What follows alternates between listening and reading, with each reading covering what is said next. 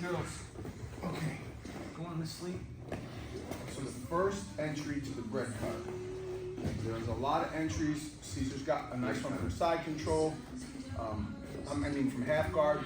This is the first entry. This is where you're going to develop the ability to see it in different areas. And that's what's going to happen a lot with different submissions, is you're going to first detect the finish, and then from the finish, you'll be able to realize there's different entries to it.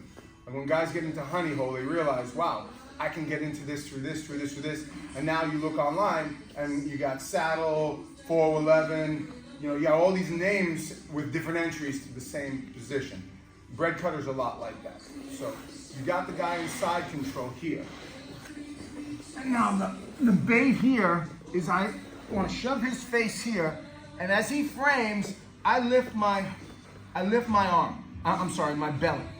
That kind of teases him. That kind of sets the bait. Take it out a second. But here's my trigger. As soon as he puts his arm down, my arm's in motion already.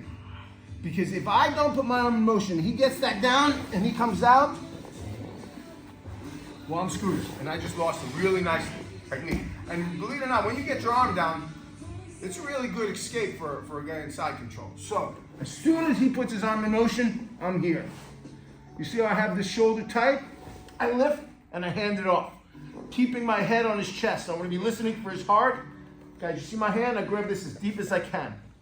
Now I know a lot of guys grab this here and go like this, and I'm going to show you why that don't work for me.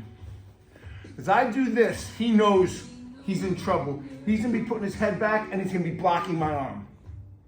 Whereas if I let it go here, and now he starts to push my arm, I can still grab this gi in a place that's going to be sufficient enough to finish that choke. You guys see what I'm talking about? So it's not wrong. It's just, or somebody who's used the bread cutter a lot, Laborio actually taught me this thing.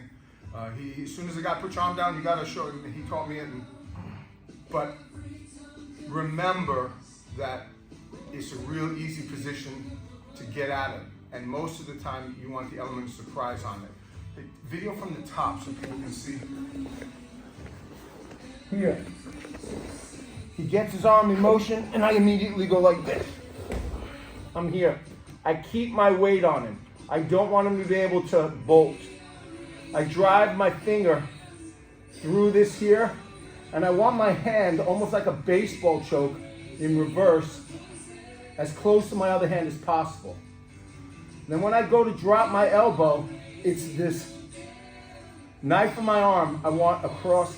This is not a blood choke, it's an air choke, an Adam's apple pop. Here, drop, keeping the weight on him, and going like that. You guys see it? Okay.